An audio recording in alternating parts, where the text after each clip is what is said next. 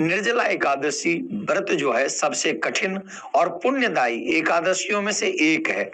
इस वर्ष 7 जून को मनाई जाएगी। इस दिन बिना जल ग्रहण किए उपवास किया जाता है, इसीलिए इसे निर्जला एकादशी कहा जाता है।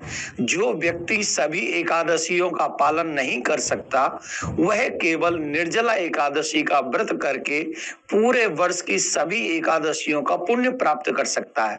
इस दिन दान करने का भी विशेष महात्मा है। निर्जला एकादशी के दिन जल का विशेष महत्व है। इस दिन मिट्टी या तांबे के पात्र में जल भरकर दान देना अत्यंत पुण्यदायी है। जलदान से प्यासे प्राणियों की सेवा होती है और व्यक्ति जीवन में शांति, सुख, समृद्धि प्राप्त करता है जो ऐसा जल दान करता है। गर्मी के मौसम में प्यासे लोगों को ठंडा पानी, शरबत या बेल का रस पिलाना बहुत पुण्य का कार्य है। विशेष रूप से निर्जला एकादशी पर इस सेवा को अत्यधिक फलदायी माना गया है।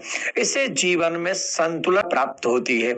गर्मी के मौसम में सूर्य की तीव्र किरणों के बचाव के लिए छाते का दान बहुत उपयोगी है।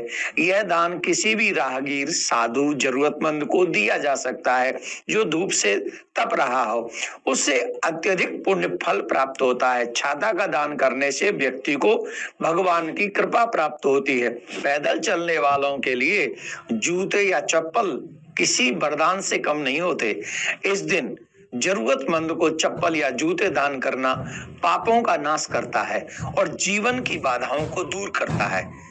निर्जला एकादशी पर वस्त्र दान करना बहुत शुभ होता है। खासकर गेरुआ या साधु संतों को दान करना चाहिए। श्रेष्ठ फलदायी होता है। यह दान दरिद्रता को दूर करता है और लक्ष्मी की कृपा प्राप्त कराता है।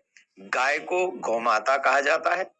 उसे हरा चारा, गुड़ या पानी पिलाना एकादशी के दिन पुण्यदायी कार्य है।